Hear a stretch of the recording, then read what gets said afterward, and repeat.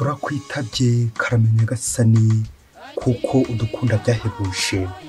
Ku izina ry'Imana Data na Mwana na Roho Mutagatifu, amen. Amahoro bana b'Imana, nimuhumure, Imana iradukunda, ije kutugira neza. Ubwo twandikiye ibaruwa y'urukundo tugiye gusomerwa muri aka kanya kuri uyu wa mbere w'icyumweru cya gatanu cya Pasika, tariki 8 Gicurasi 2023. Isomo rya mbere niyo mu gitabo cy'ibyakozwe n'intumwa, umutwe wa 14 umurongo wa 5 kugeza ku 18. Muri Ikoniyo abanyamahanga n'abayahudi bajya inama n'abatware babo ngo bagirire nabi intumwa bazitera amabuye. Paulo na Barnaba babimenye bashaka ubuhungiro mu migi ya Lisitiri na Deribe yo muri Likaoniya no mu turere tuyikikije, naho bakomeza kwamamaza inkuru nziza.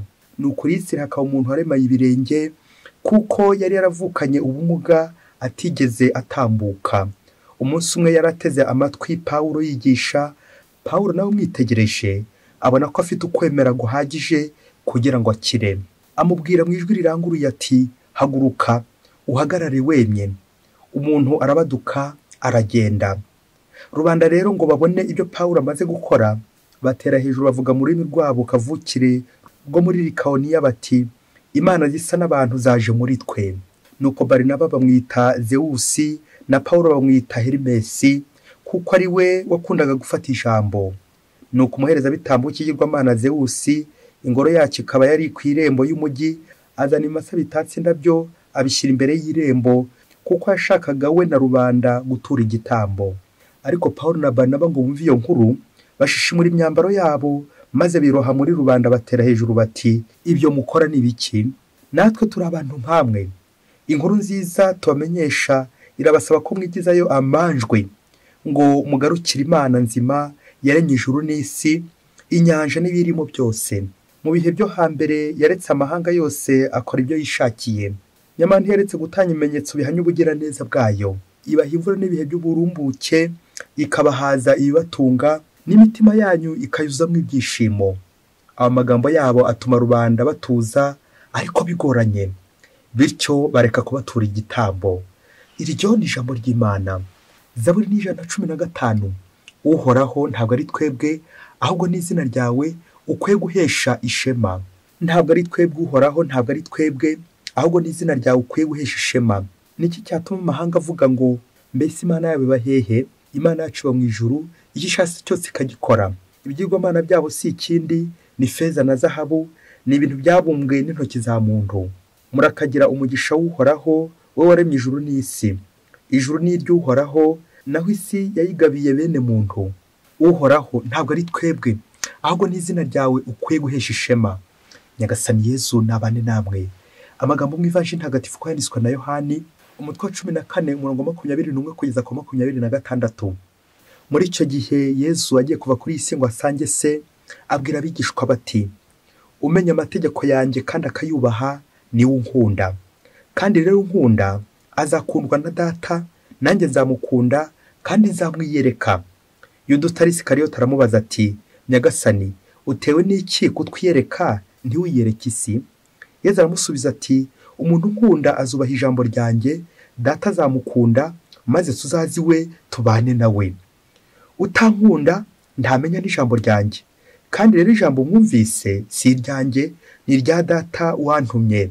Ibyo mbibabwiye nkiri kumwe namwe, ariko umuvugizi Roho Mutagatifu Data azohereza mu izina ryanjye niwe uzabigisha byose kandi akabibutsa n'ibyo nababwiye byose. Iyo ni ivanjili ntagatifu. Bakristo bavandimwe, Yesu Kristo akuzwe. Aha tugeze ni kuri buri munsi. Buri munsi twumva Imana, buri munsi twegera Imana, buri munsi dukenera Imana kugira ngo tubeho, kuko utabaho utari kumwe n'Imana. Ngiri ijambo rya buri munsi, ijambo ry'ihumure, ijambo ry'urukundo, ijambo ritwereka Imana, ariko natwe twamara kubona Imana tukayereka abandi. Mukristo muvandimwe, hari akantu kamwe kagiye kamfasha, nanjye ngira ngo ubuhamya. Igihe cyose ugiye kwegera Imana, igihe cyose ugiye gusenga, igihe cyose ugiye kumva ijambo ry'Imana, igihe cyose ugiye guhura n'Imana, ujye ubanza ukora iki kintu ngiye gukubwira, ugiceho uturongo dutatu. Ndakubwira n'impamvu uturongo dutatu. Ujye ubanza ukore ikimenyetso cy'umusaraba. bigaragaza ko ugiye guhura n'Imana, Imana mu butatu butagatifu, kugira ngo Imana koko ifungure. Iyo igufungurira urugi, ifungura umutima wawe kugira ngo itambuke maze ikugirire neza. Birashoboka ko utanakora n'ikimenyetso cy'umusaraba bitewe n'imyemerere yawe, ariko ujye ushakisha geste wakora, ikimenyetso wakora kigaragaza ko ugiye guhura n'Imana. Ushobora kunama, ushobora guhumeka, cyangwa koko n'ikindi kimenyetso nawe wumva cyaza kwinjiza Imana iwawe. Burya mu ikabari zacunge ntabwo wajyamo ngo ubanze ukora ikimenyetso cy'umusaraba. Abantu benshi bashobora no kujya mu kibuga ntibakore ikimenyetso cy'umusaraba. N'amanama menshi muzajya mubona abantu bayinjiramo ukibaza ukuntu bagiye kwinjira, rimwe na rimwe ntumve ibintu bagiye gukora. Ariko umukristo ujye guhura n'Imana banza ukora ikimenyetso cy'umusaraba. Bityo ibyo ngibyo biraza kukwereka ko ntacyo wishoboreye, ko ahubwo ugiye guhura n'Imana kugira ngo uyishoboze. Bwa butatu butagatifu, ku izina ry'Imana Data na Mwana na Roho Mutagatifu, amen. Mukristo muvandimwe, nawe urangije gukora ikimenyetso cy'umusaraba. Mbere yuko ngira icyo mvuga, biratwibutsa ko iyo ukoze ikimenyetso cy'umusaraba winjirana n'Imana. Bityo ntujye mu byawe ukumva ko iminota tujya kumara ahangaha tuvuga Imana, uri kumwe n'Imana, nta bindi ugomba kujyamo. Bityo ijambo ry'Imana rikubwira rigutambukemo. Ndajya nkubwiza ukuri, nta buryo byabura ko guhindura utwo turongo dutatu nizere ko waduciyeho dusobanurana n'ubutatu butagatifu tugiye guhura nabwo. Mukristo muvandimwe, wabikoze ujye ubikora rwose. Imana turi kumwe, irifuza kubana natwe. Niyo ngingo remezo y'amasomo y'uyu munsi, ko tujya kuzirikana uko wabana n'Imana, uko watuza Imana iwawe. Turaza kubona ko Imana yije iza mu butatu butagatifu, kandi umugambi w'Imana nta wundi usibye kugira gute kudukiza. Uko wabana n'Imana, uko watuza Imana iwawe. Iyi ntego rero iraza kugufasha urebe ko Imana koko ikiri iwawe. Biraza kudusaba gutondagura inshinga ebyiri. Mukristo muvandimwe, uziceho uturongo tubiri. Inshinga ya mbere yitwa kwimura, biraza gukurikirana indi nshinga ya kabiri yitwa kwimika. Iyo wamaze kwimura, reka tuvuge kwimura ikibi, birangira ko kuri kwimika icyiza, bikaza kurangira uturanye n'Imana. Kwimura shitani ukimika Imana, kwimura shitani ukimika Kristu. L'inverse c'est possible. Ushobora none kubicurika, kuko abantu benshi cyane byagiye bitubaho. Ukimura Kristu ukimika shitani. Hari abantu batondagura izo nshinga nabwo macuri, abo nabo tuze kubitondera. Ese wowe uri mu batondagura izo nshinga macuri? Kwimura warangiza ukimika ikindi gitari cyiza? Twese tujanga kugira ngo twimure shitani, twimure ibigirwamana, maze twimike Kristu, twimike Imana y'ukuri, kugira ngo tubeho neza. Iyo uri kumwe n'Imana umva wishimye. Turaza kureba by'umwihariko uburyo twakwimura urwango tukimika urukundo, niho koko dushobora guturana n'Imana uko bikwiye. Nguwo rero ngiye Imana tujya guturana nayo. Uri wese koko ntaze kuva ahangaha koko ntacyo yimuye, ntuze no kuva ahangaha ntacyo wimitse. Isomo rya mbere ry'uyu munsi koko harimo iyo nshinga tujya gutondagura yo kwimura. Kwimura iki? Kwimura ibigirwamana. Turaza kubona ko par definition ikigirwamana ni iki? Ikigirwamana ngo ni ikintu cyose ukunda, hanyuma bikarangira gute ukaba utakiburira umwanya. Ibyo ukora byose akaba aricyo uri gutekereza, kikiparika mu mutwe wawe, mu mutima wawe. Reka sinakubwira, ubuzima bwawe bwose akaba aricyo gusa uri gutekerezaho, uri gukora, uri kuvuga. Ibyo bintu byose bigutwara umwanya. Icyo nicyo kigirwamana cyawe. Uze kureba niba Imana ari itwara umwanya wa mbere wawe, bityo ibyo bitwara umwanya abiryo witwa ibigirwamana. Ibigirwamana rega ntago meze nka bya bigirwamana by'Abagereki ndetse n'Abanyaroma, ahubwo icyo kigirwamana ni icyo kintu cyose ukunda nawe utaburira umwanya. Ntago dukeneye kongera kujya mu Bugereki cyangwa n'ahandi hose baramyanye ibigirwamana, ahubwo nawe iwawe wasanga kiriyo ikigirwamana. Ariko by'umwihariko reka turebe muri isomo rya mbere ubwoko bw'ibigirwamana batubwiye. Twumvise mu gitabo cy'ibyakozwe n'intumwa uburyo intumwa Pawulo ndetse na Barnaba bari gukora ubutumwa. Uyu munsi twumvise bakoze ubutumwa, bakozana n'igitangaza gikomeye cyane cyo gutuma umuntu utaragendaga agenda. Ako kantu mukristo muvandimwe, Imana ikabakoresha umurimo kugira ngo undi agende, gutiza undi amaguru, gutuma undi koko ubuzima bugenda neza. Icyo gitangaza koko cyabera abatuye aho ngaho ikintu gikomeye cyane. Nuko ibigirwamana Zewusi ndetse na Herimesi babyitirira Pawulo ndetse na Barnaba, kubera ko babonaga bakora ibintu by'ibitangaza. Ariko tugiye kumva inkuru nziza yaba bigishwa, inkuru nziza y'izi ntumwa, uko bagiye gutondagura inshinga kwimura. Bagiye kwimura ibigirwamana, ndetse nabo ubwabo bari babagize ibigirwamana, birangire koko babyimuye, ubwo bashatse ko bafata nk'ibigirwamana, bashatse ko bafata nk'Imana, ariko bo avec toute simplicité bariyoroheje, banze kwakira icyo cyubahiro n'amakuzo. Ubundi kuzo n'icyubahiro iyo tubyihaye cyangwa iyo abantu babiduhaye, dufata umwanya w'Imana, kuko Imana ari ikwiriye ikuzo n'icyubahiro yonyine. Iyo rero natangiye gufata umwanya w'Imana ngo wo kwikuza, kwirata, kwiyemera, bakanshyira mu kirere, bakansibagiza, ariko nza no gusandara nyuma. Nguko rero ko ntagomba gufata umwanya w'icyubahiro, ari nabyo izi ntwa zitwigisha uyu munsi. Ubwo bagize bati natwe turi abantu nk'amwe, inkuru nziza tubamenyesha irabasaba ko mwigizayo ayo manjwe ngo mugarukire Imana nzima yaremye ijuru n'isi, inyanja n'ibirimo byose. Amen, amen, amen, amen. Ngiye interuro nziza y'aba Pawulo ihiniyemo koko ukwemera k'umukristo, kwimura ibigirwamana maze nkimika Imana nyakuri, no monotheisme. Nanjye rero nze kureba uyu munsi ibintu byose bimeze nk'amanjwe iwanjye, sorte d'amanjwe. Icyo bita amanjwe mu Kinyarwanda, negereje kubivuga neza, ni ibintu byose uhita wumva ibintu by'amanjwe biteye isoni, nirinze kuvuga ko binateye n'ubwoba, biteye agahinda, biteye n'ikimwaro. Ni ikintu ushobora gukora nyine nawe ugasigara wibaza utari kubunguka koko, nkanjye padiri wasanga ndi gukora ibi ngibi koko. Ibi bintu by'amanjwe, ibintu by'amanjwe koko biri iwanjye byaba ari ibihe koko, ngo nanjye byimure maze koko mbe seriye. Ubundi ikintu cy'amanjwe ni nk'ikintu ngenda kumva wakora utari seriye, wakora nyine nk'umwana, bya bindi biteye isoni ku buryo undi wese yabibona kavuga ati mbega we, burya nawe padiri ibi ngibi ujye ubikora, mana we, mbega muyobozi we, burya nawe ujye ubikora, masere frere nawe ibi wabikora koko, wihaye Imana mwa, nawe ibi wabikora. Ngaya manjwe ngiki kimwaro y'ibya bintu tubamo, desinsanite, ibintu biducakaza, ibintu bitujyana kure, ibintu koko tugomba kwimura. Ngibyo bigirwamana, ayo manjwe turimo. Mukristo muvandimwe, uza gukora umwitozo yawe gatoya cyane, ureba ibintu by'amanjwe biri wawe, maze nawe ubyimure. Icyo kintu umuntu wese yabona nyuma akavuga ati mbega we, ayo ni amanjwe. Ano nyikizo muri ibyo azabura uyu munsi adusaba koko kureka amakuzo dufite, tukimika Imana, kureka amanjwe, guha Imana ikuzo n'icyubahiro. Ubwo yagize ati uhora ntabwo ari twebwe ahubwo n'izina ryawe ukwiye guhesha ishema. Amen, amen, amen, amen. Ikuzo ni ryawe Imana ishobora byose, ni wowe Mana y'ukuri. Iyo Imana twemeye ko turi abanyantege nke, turi ibiremwe imbere yayo, turapfukama tugaca bugufi, ubundi tugasenga. Na nicyo Yesu Kristu adusaba mu ivanjiri uyu munsi, ubwo tujya gutondagura nanone yishinga yo kwimika, noneho kwimika Imana iwacu, gutura n'ubutatu butagatifu, gutuza Imana iwacu. Muri iyi vanjiri Yesu Kristu aratumenyesha, araduhishura ubutatu butagatifu, ko ubutatu butagatifu buturana n'umuntu ufite akantu bita urukundo. Iri jambo urukundo nasomye barisomye inshuro zigera muri 6, bitwibutsa koko inshuro nyinshi Yesu Kristu yagarutse ku rukundo, gukunda ndetse no gukundwa. Niba nkunda koko Imana nanjye izatura iwanjye, kuko Imana ni urukundo. Izina urukundo ni irindi zina ry'Imana, naho ikinyuranyo cyo kirashoboka. Urwango ni izina rya Sekibi, iyo imitsi urwango iwawe birangira Imana yimutse.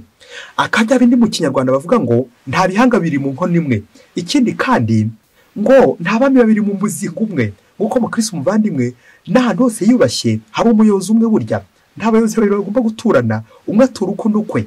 Nguko tugomba kureba abayobozi bacu, hari abayobozi babiri, umuyobozi umwe ari ku ruhande undi ku rundi. Hari ikigirwamana ku ruhande rumwe rw'ibumoso, hari n'Imana ku ruhande rw'iburyo. Wahitamo guturana nande muri abo bombi, ikigirwamana cyangwa Imana? Yibaze nanjye nibaze. Yesu Kristo aratugira inama yuko twakwimura ibyo bigirwamana, noneho tukimika Imana, ubunyangamugayo, ineza, urukundo. Aho niho hatuye Imana mu Kristo muvandimwe.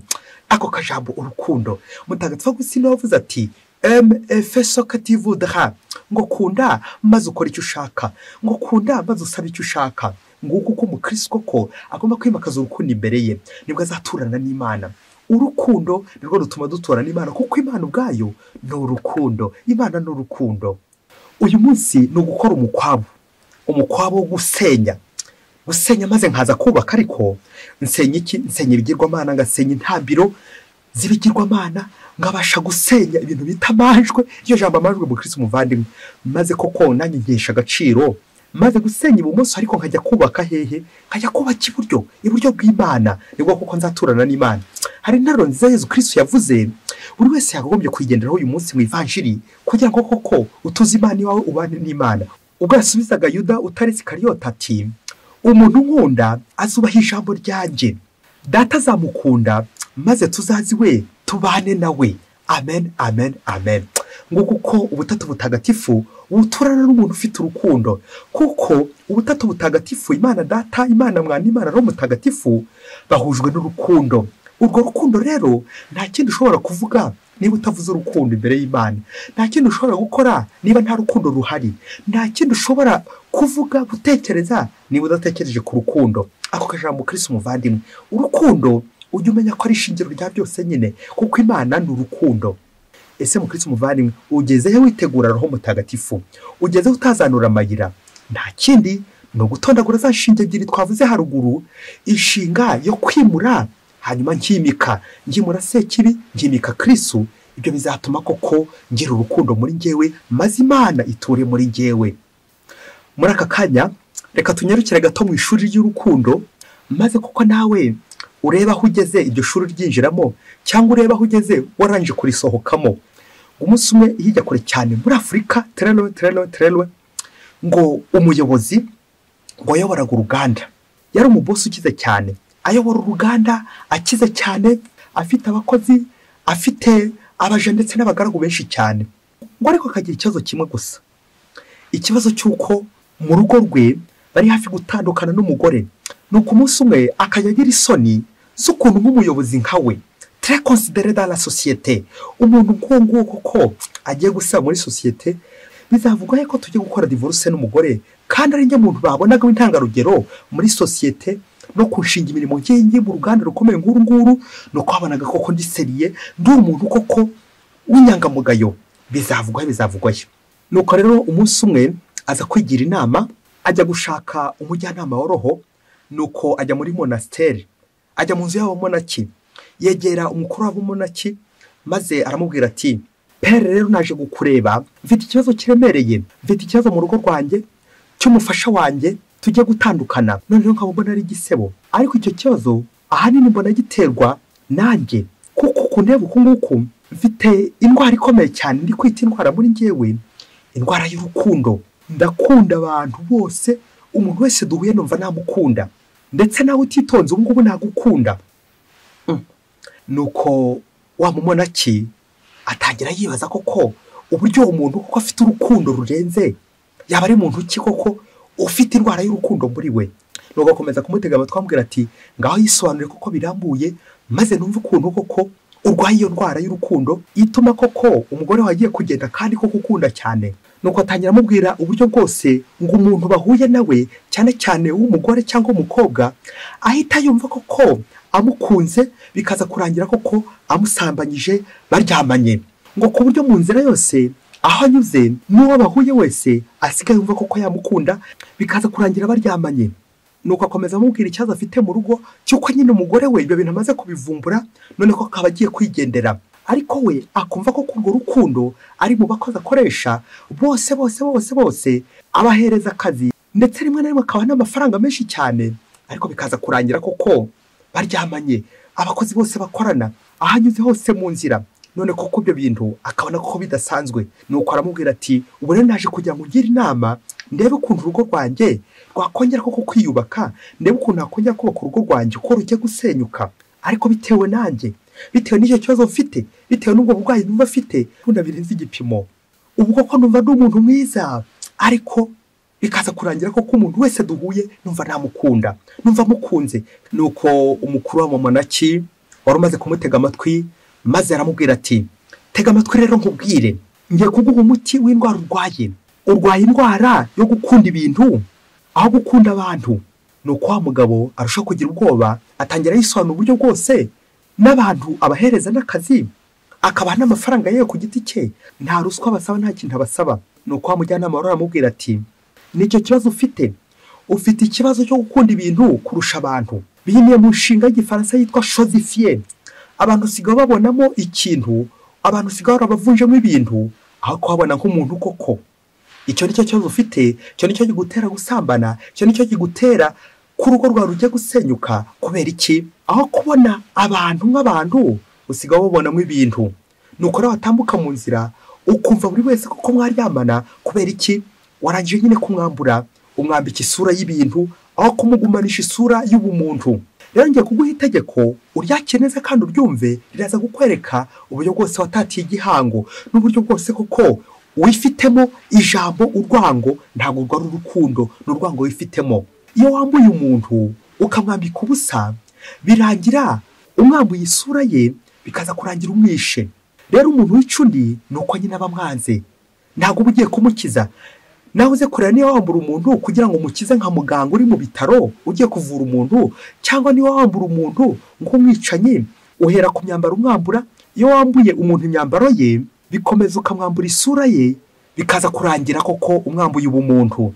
Iyo umaze kwambura umuntu ubumuntu uba umwishe, uba wamugize ikintu, birangira koko umugize ikintu. Na niyo mpamvu mwana wanjye, wowe ikibazo ufite ntabwo ari urukundo urwo ngurwo, ahubwo ufite urwango rw'uko wikundira gusa ibintu ariko abantu ukabanga. Ikindi kibazo ufite ni uko ushaka gukunda umuntu igice, ukamukunda bitewe n'inyungu umutezeho, ariko ntukunda umuntu.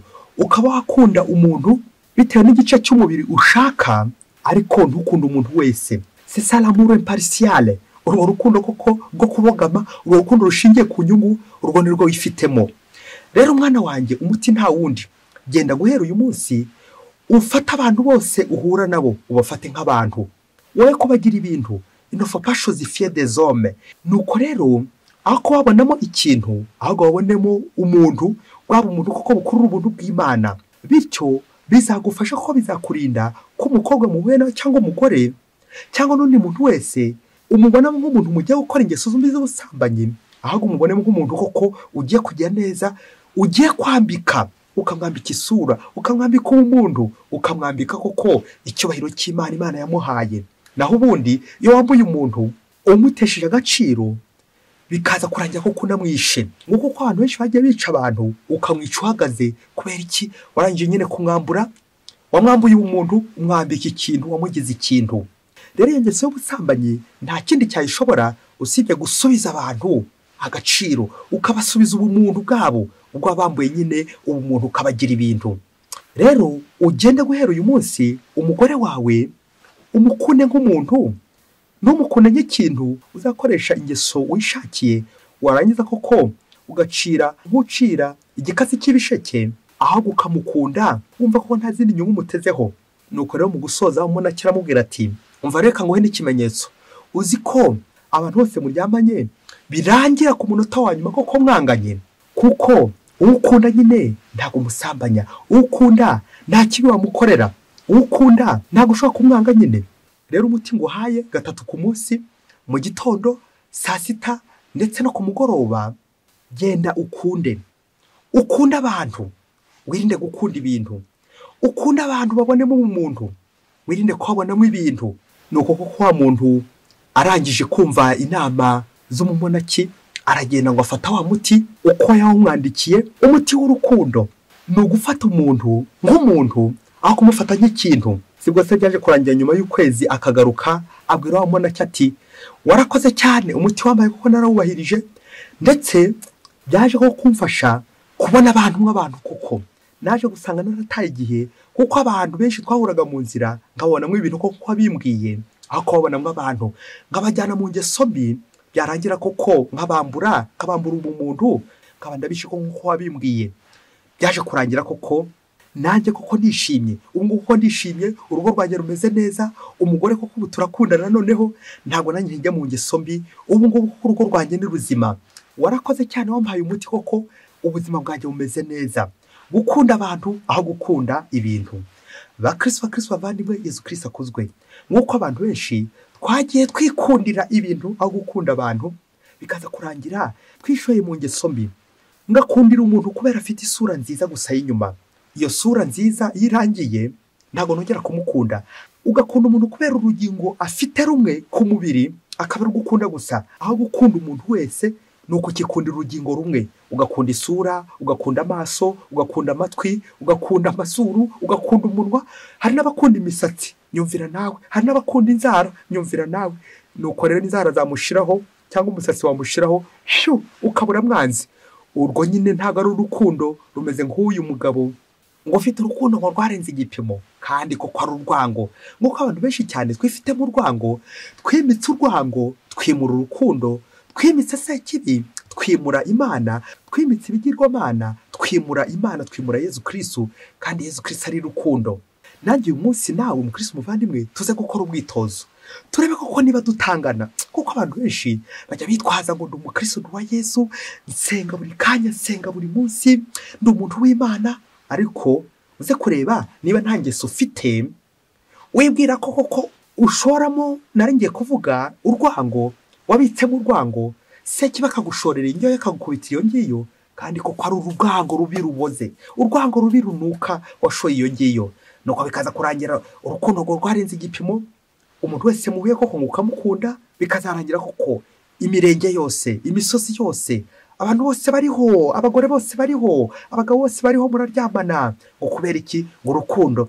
Urwo ntago ari urukundo, ahubwo ni urwango. Ni Sekibi yishe iwawe, Sekibi y'ubusambanyi, Sekibi y'ubusinzi, Sekibi y'ubusambo, Sekibi y'ubugugu, Sekibi yo gukunda ibintu yihishe iwawe. Biragusaba iki kwirandura uyu munsi mukristo muvandimwe? Iyo ufite urukundo ntago uca inyuma uwo washakanye, iyo ufite urukundo ntago uca inyuma uwo mubana. Umuntu ufite urukundo ntabwo yangana nyine, umuntu ufite urukundo ntabwo aguhereza akazi afite n'ikindi agucunzeho. Ukunda ntumwiba, ukunda ntumuroga, ukunda ntumusambanya, ukunda ntumwica, ukunda ntumugirira nabi. Kuko nyine Imana ibituye iwawe, nuko rero bikarangwa no kumugira neza, ukamwifuriza neza, kandi wamubona ukamubonamo umuntu aho kumubonamo ikintu. Ngurwo urukundo rwo gukunda umuntu aho gukunda ibintu. Mwese mbifurije amahoro y'Imana. Imana ibarinde kandi ibahe umugisha. Imana Data na Mwana na Roho Mutagatifu. Amen. Padiri Masumukona Disilasi wa Diyosezi ya Cyangugu.